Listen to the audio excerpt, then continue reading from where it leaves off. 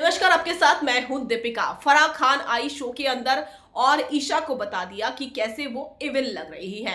और जिस तरीके से सौरभ द्विवेदी के आगे वो हंस रही थी और जिस तरीके से करणवीर मेहरा के खिलाफ वो जहर उगल रही थी, वो सारी की सारी चीजें जो हैं लोगों ने देखी। और कहीं ना कहीं लग रहा है कि इस सीजन की वैम्प अगर कोई है तो वो ईशा सिंह है।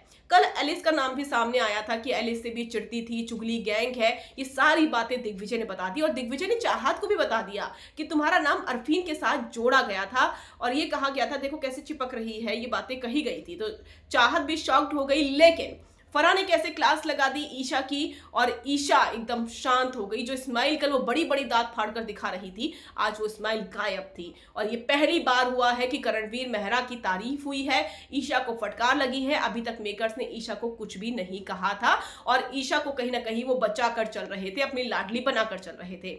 अब ऐसे में फराह आई तो उन्होंने करणवीर को तो काफी ज्यादा तारीफ की, करणवीर को मेडल भी दिया, लेकिन ईशा को ये बताया कि ट्रेंड हो रहा है ई फॉर इविल, और वो भी आपके लिए। E for Esha, E for evil.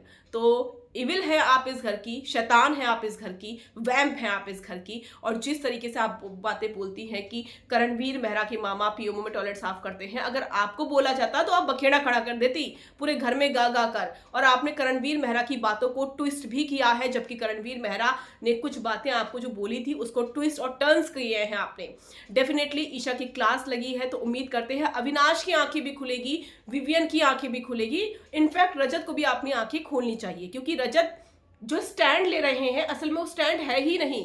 और विवियन, अविनाश जो है, उनके बारे में दिग्विजय ने भी कहा था कि दिल के साफ हैं, लेकिन ईशा उसमें बहुत काले दिल की है, बहुत चुगली करती है वो। तो दिग्विजय भी इस चीज को जानते हैं, बाकी लोग भी जानते हैं कि विवियन अविनाश ठीक है, लेकिन ईशा वैम्प है।